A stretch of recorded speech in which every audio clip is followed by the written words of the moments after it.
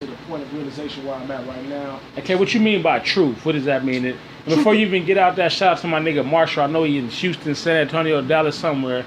Oh, shout out to my nigga Marshall out there. What's up, my Marshall? cousin B-Dog. I got love for you, my nigga. Right. T. Chata, what's happening? Go ahead now. Already. Tell us about that truth. What you mean by that? Well, I mean the truth of who I am, man. Who I am as a man, who I am as a black man, the history of who I am, how I got here, why I got here, who I belong to. Drop some knowledge nuggets, man. Well, Let us know something. I mean, it's no secret now, and everybody should know. And if they don't know, that's your fucking fault for being in the closet. But the black people of North, Central, and South America,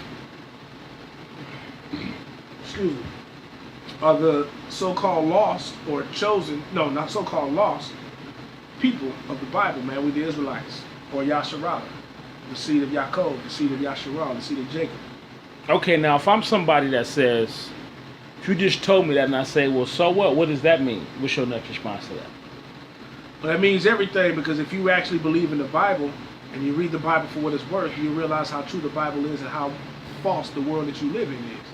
And then you'll also realize the same people who this whole world has been hating the whole time, the Most High has reserved a remnant of these people for himself because they are his people. And then you would also realize, most people would realize that because if you would go back and study the history of our people and how we ran things when our kingdom was in full status with David, David set Israelites over the other nations to govern them and to rule with fair equity and with fair status. The whole world ran in unison, equity, no problems. Absolutely. So everybody's always talking that shit about they want world peace. Well, you'll never get world peace if you done took the identity from the people who were set and sent here to put the world in peace. You know what I mean? So, real rap. And so, Absolutely. you know, it's like, as a result of me knowing what's going on, now I know how to not do the same shit my fathers did that got us fucked up. Because whether we know it or not, the Lord holds us accountable for our fathers, because we're supposed to be smart enough to break the chain. So in me being out here and I learned what I learned, I'm like, hey, check this out, homeboy. I'm not what they told me this whole time. All these fucking questions, and none of these faggot ass niggas and these pastors, none of these people can answer questions. Now I understand. It makes sense. This book makes sense now.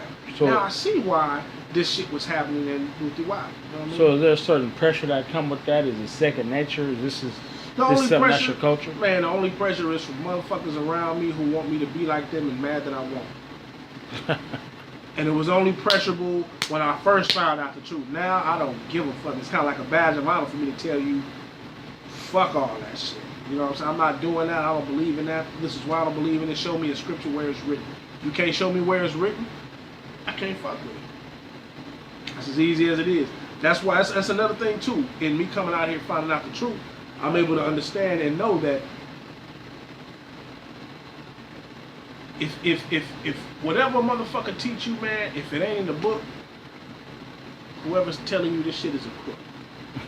I like that one right there. You know what I mean? I like that one right there. And it's on you to look into the book to see what's there. If you don't look into the book, you're always subject to be led by somebody else's control. So let me ask you a question. I'm not to switch gears. Yeah, it's all good. What up? Definitely always going to keep the truth going on this radio. Look, Hebrew Israelites first. Yasharala, the house of Yasharala. You're right. To switch gears a little bit, tell me about right now, because you had a certain brand of music that you listened to that you expressed earlier. What do you feel the state of hip hop is right now in modern day 2017? Oh, it's a bunch of people that is willing to do anything for money. A bunch of homosexuals that trying to show that it's okay to just do whatever status quo says you should do instead of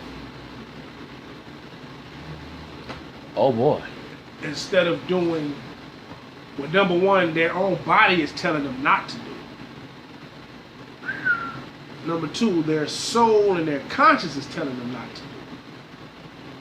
And number three, where they can find it nowhere written that these same motherfuckers call themselves going to church Sunday morning, even though that's off. But I find it that that the music now is a music full of compromising, man. Getting people out of their position, no longer having motherfuckers really walk this line as men. When I was coming up listening to music, man, I could learn some shit. You know what I'm saying? What did you learn back in the day about music? Man, you know what? On some real talk, that's a good question. Because I was able to see the kind of cycles that the music I learned growing up. I was able to see these cycles go around. For example, I grew up. I was born in '77.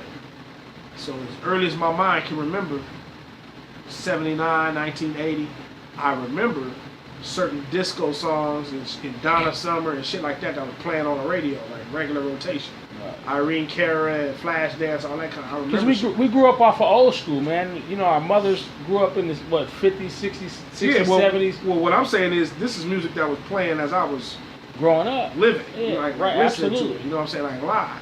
So then I'm able to see it go from there to a rap push, and then I saw how black R&B switched to a more synthesizer sound. It was still soulful, like the hip hop movement. A lot of groups like Lakeside, Midnight Star, Atlantic Star, like groups like that, man. Midnight Solar, Star, Dick man. Griffey, the groups that he had, them niggas had soul, and like Shalimar, shit like them niggas had soul. So then I was able to see it switch from there, and here come the rap, and rap came in with a different kind of twist with Rick Rubin and Houdini, and then it switched to other groups like X Clan, Brand Nubian. You know, the Brand Nubian. Oh my goodness. Leaders of the New School. We talking to the quiet legend. Tribe Called Quest. You know, them kind of niggas. JudaHood, then, a.k.a. Bigelow, the big homie. Cause it's a hood thing, no good